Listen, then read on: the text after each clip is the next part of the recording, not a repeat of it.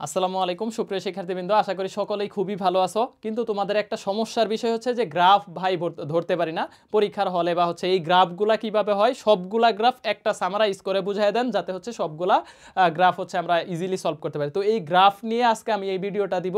আশা করি আজকের ভিডিওর পরে গ্রাফ নিয়ে কোনো রকম সমস্যা থাকবে না।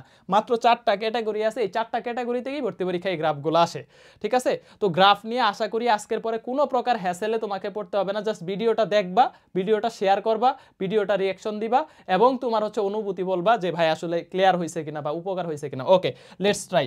তো দেখো আমরা এই যে গ্রাফগুলা এখানে লিখে রাখছি, দেখো খেয়াল করো, গ্রাফগুলা এখানে লিখে রাখছি। তো গ্রাফের মধ্যে ফার্স্ট অফ অল বলছি দেখো ওয়াই প্রপোর্শনাল টু কত এক্স, এক্স এর সাথে সমানুপাতিক সম্পর্ক, যে কোনো সমানুপাতিক সম্পর্কের গ্রাফ মূলবিন্দুগামী সরলরেখা। এখানে এক্স যা আছে তাই নিতে হবে। ওয়াই ভার্সেস এক্স, আগে যে থাকবে সে হচ্ছে ওয়াই অক্ষে, পরে যে সে হচ্ছে এক্স অক্ষে, ঠিক আছে? তাইলে y versus x, y equal to m x মূলবিন্দুগামী সরলরেখা, y equal to m x মূলবিন্দুগামী সরলরেখা। এখন সেম জিনিসটাই যদি শুধু ব্যস্তানুপাতিক আকারে থাকে, দেখো ওয়াই প্রপোর্শনাল টু 1/x, তখন ওয়াই এর সাথে এক্স এর গ্রাফটা হবে এরকম আয়তাকার অধিবৃত্ত। কিন্তু কিন্তু এই গ্রাফটাই যদি তুমি এইভাবে আঁকাও, ধরো ওয়াই ভার্সেস 1/x, 1/x আছে 1/x এর সাথে নিলা, তখন কিন্তু মূলবিন্দুগামী সরলরেখা হবে, তখন কিন্তু এটা মূলবিন্দুগামী সরলরেখা হবে। পুরাটাই যদি নাও তাহলে এটা এই ওয়াইটা কিন্তু 1/x এর সাথে ব্যস্তানুপাতিক না, শুধু x এর সাথে ব্যস্তানুপাতিক, 1/x এর সাথে সমানুপাতিক, ঠিক আছে? এই 1/x পুরাটার সাথে সমানুপাতিক, পুরাটার সাথে সমানুপাতিক, ঠিক আছে? কিন্তু শুধু x বললে তখন এইটার সাথে হচ্ছে ব্যস্তানুপাতিক, শুধু x বললে এটার সাথে ব্যস্তানুপাতিক। তো বুঝছো, যদি শুধু x এর সাথে দেয় তাহলে হচ্ছে আয়তাকার অধিবৃত্ত, যদি 1/x এর সাথে দেয় মূলবিন্দুগামী সরলরেখা। 3 নাম্বারটায় আসি, দেখো এইটা আরো সুন্দর। এইটা দেখো যে রুট x এর সাথে সম্পর্ক, শুধু রুট x, শুধু xটা এখানে নিবা y ভার্সেস x, তাহলে এই যে এরকম হচ্ছে কি বলতো পরাবৃত্ত, এরকম কি পরাবৃত্ত, এটা নিম্নমুখী পরাবৃত্ত। এখন দেখো এই যে এইটা হইতেছে আমাদের y প্রপোর্শনাল টু কত রুট x, তো শুধু এক্সটা রুট। এখন তুমি যদি ধরো এটা পুরাটা নিবা, ধরো ওয়াই এখানে রুট এক্সই নিবা, তাইলে তো মূলবিন্দুগামী সরলরেখা, কারণ ওয়াই তো রুট এক্স পুরাটার সাথে সমানুপাতিক সম্পর্ক। এখন পরেরটাই যাও, পরেরটা দেখো এক্স স্কোয়ারের সাথে সম্পর্ক, তাহলে এইটাও কি হবে এরকম, দেখো পরাবৃত্ত, এরকম কি হবে, এই যে দুইটাই হবে এরকম পরাবৃত্ত, এক্স স্কোয়ার বলে এরকম ঊর্ধ্বমুখী পরাবৃত্ত। কিন্তু ব্যাপার হইতেছে দেখো এই যে যদি এই সেম গ্রাফটাই তোমাকে বলে ওয়াই প্রপোর্শনাল এক্স স্কোয়ার, তখন আবার মূলবিন্দুগামী সরলরেখা। পুরা এক্স স্কোয়ারের সাথে নিলে তখন আবার মূলবিন্দুগামী সরলরেখা। ভাই 4টা জিনিস বুঝছো কিনা আরেকবার একটু চোখ বোলাও, দেখো তোমার গ্রাফ কত সুন্দরভাবে নোট করবা, অবশ্যই নোট করবা।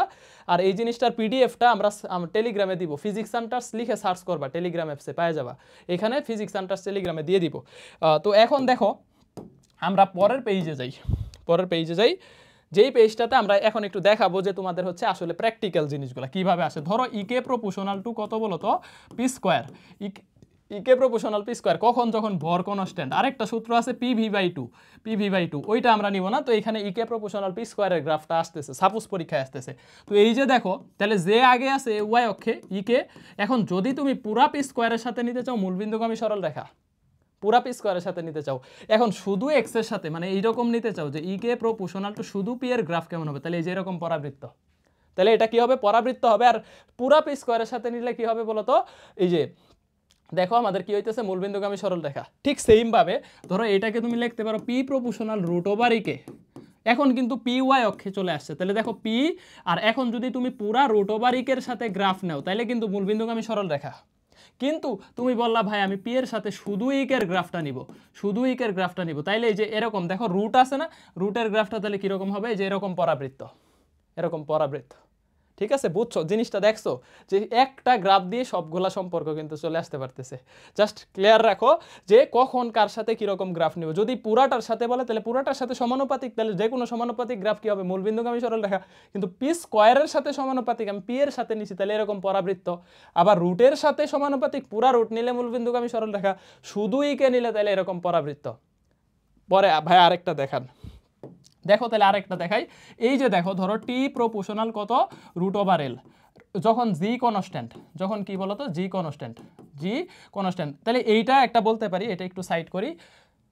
আবার দেখো এই জিনিসটাকেই বলতে পারি যে এল প্রপোর্শনাল কত বলো t square, l proportional to কত t square, l proportional to t square. জিনিসটা খেয়াল করো, তাহলে এই যে t proportional to root over l যদি হয়, রুট ওভার এল যদি হয় তাহলে এখানে ওয়াই কে বলো তো এই যে টি, তাহলে টি এর সাথে রুট ওভার এল যদি তুমি নাও সাপোজ, তাহলে এটা কিন্তু মূলবিন্দুগামী সরল রেখা।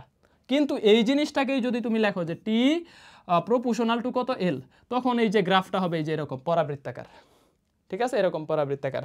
আর এই সেম জিনিসটা ধরো তুমি এল ভার্সেস টি স্কোয়ার, এল এর সাথে টি স্কোয়ারের গ্রাফ নিতেছো মূলবিন্দুগামী সরল রেখা যেহেতু পুরাটা আছে, কিন্তু এল এর সাথে ধরো এই গ্রাফটাই শুধু বলতেছো ভাই এল এর সাথে টি এর গ্রাফ নিতেছি, তাহলে এরকম আমাদের কি হবে পরাবৃত্তাকার গ্রাফ হবে, পরাবৃত্তাকার। সুন্দর জিনিস না?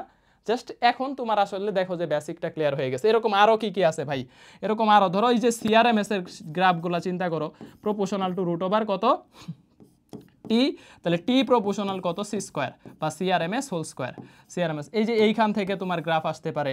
এরকম যত ধরনের সম্পর্ক আসে সব ধরনের সম্পর্কের গ্রাফ ক্লিয়ার হয়ে যাবে ভাই। ব্যস্তানুপাতিক একটা দেখেন, ওকে, তাহলে ব্যস্তানুপাতিক এই যে দেখো তুমি শিখছো যে চাপের সাথে আয়তনের সম্পর্ক ব্যস্তানুপাতিক, এই গ্রাফটাকে বলা আইসোথার্ম গ্রাফ, কারণ এখানে তাপমাত্রা সমুষ্ণ মানে স্থির থাকে, তাহলে এটাকে বলে আইসোথার্মাল গ্রাফ বা সমুষ্ণ গ্রাফ।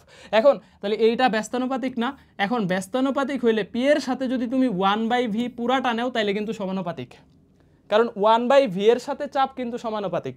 শুধু ভি এর সাথে গ্রাফটা নাও, এরকম নাও যে পি ভার্সেস ভি, তাহলে এখন আয়তকার অধিবৃত্ত, এখন হবে আয়তকার অধিবৃত্ত। দেখছো এখন প্রশ্ন গ্রাফ থেকে একটা প্রশ্ন আসছে ঢাকা ভার্সিটি এবং রাজশাহী ইউনিভার্সিটি যে ভাই অভিকর্ষ ত্বরণের সাথে গভীরতার সম্পর্ক এই গ্রাফটা কেমন হইতে পারে। এটা আমাদের আর ইউ 20-21 না 21-22 আসছে এবং হচ্ছে 21-22 মেবি, আর ঢাকা ভার্সিটি 20-21 না 21-22 আসছে, 20-21 মোর প্রবাবলি, আমার ঠিক খেয়াল নাই, ভুল হইলে হইতে পারে। তবে এটা একই ইয়ারে, সরি এটা 21-22ই হবে, হয়তো 21-22 বা 20-21 যে কোনো একটা হবে, বাট ডাবিতে এবং রাবিতে একই ইয়ার আসছে যে এই গভীরতার সাথে অভিকর্ষ ত্বরণের গ্রাফ কেমন হইতে পারে। দেখো গ্রাফ হচ্ছে কম মনো জিনিস যে আমি জি এর মানটা দূরত্ব বাড়াইলে জি এর কেমন হবে, এক্স এর ভ্যালুর সাথে ওয়াই এর ভ্যালুর কি চেঞ্জ হবে। এক্স এর ভ্যালু যত বাড়তে থাকবে, দূরত্ব যত বাড়তে থাকবে, গভীরতা যত আস্তে আস্তে বাড়তে থাকবে, তত অভিকর্ষ ত্বরণ কমতে থাকবে এবং আর পর্যন্ত যখন গভীরতা চলে আসে অভিকর্ষ ত্বরণ শূন্য হয়ে যায়। তাহলে এই যে গ্রাফটা একদম এইভাবে কমে, ঠিক আছে, তাহলে এইটা গ্রাফটা হবে এই যে দেখো এরকম এরকম, এইটা আমাদের ঢাকা ভার্সিটি। এবং দেখো দূরত্ব বাড়তেছে, অভিকর্ষ ত্বরণ কমতেছে, কমতে কমতে এক সময় যখন আর গভীরতায় চলে আসে তখন এটা কত হয়, শূন্য হয়ে যায়। This is actual graph. Graph নিয়ে আশা করি কোনো প্রকার তোমাদের সমস্যা হবে না ইনশাল্লাহ। এবং এরকম আরও অনেকগুলা গ্রাফ আছে, এই গ্রাফগুলো আশা করি তোমরা হচ্ছে ইজিলি সলভ করতে পারবা। এবং কোথায় হচ্ছে সম আয়তন থাকে, কখন সমাবেগ থাকে, ধরো সমবেগ বলছে, তোমাকে বলছে যে সমবেগ, তাহলে বেগটা কি থাকবে বলো, ধরো এইটা বেগ বরাবর আছে, তাহলে এইটা সেম থাকবে, এটা কোনো চেঞ্জ হবে না, এরকম একটা সোজা রশি, ঠিক আছে। সম আয়তন বলছে, তাহলে এরকম আয়তনটা চেঞ্জ হবে না, ঠিক আছে, যে অক্ষে থাকবে। এই জিনিসগুলা যে সম মানে একদম কোনো চেঞ্জ হচ্ছে না, আর মন্দন মানে নিম্নমুখী গ্রাফ বা মাইনাস মানে নিম্নমুখী গ্রাফ, ঠিক আছে। তো গ্রাফ নিয়ে আমরা হচ্ছে আরও বিস্তর যদি কোনো মনে হয় যে এক্স প্রশ্ন সলভ করাই দিব, বাট আজকের গ্রাফটা দেখার পরে আমি আশাবাদী তোমার গ্রাফ নিয়ে ভালো একটা আইডিয়া হবে। তো তোমার কেমন লাগছে ভিডিওটা একটু জানাই দিও, আর একটু শেয়ার টেয়ার করে দিও, আর একটু রিয়াকশন দিয়ে দিও। আল্লাহ হাফেজ, ভালো থাকো।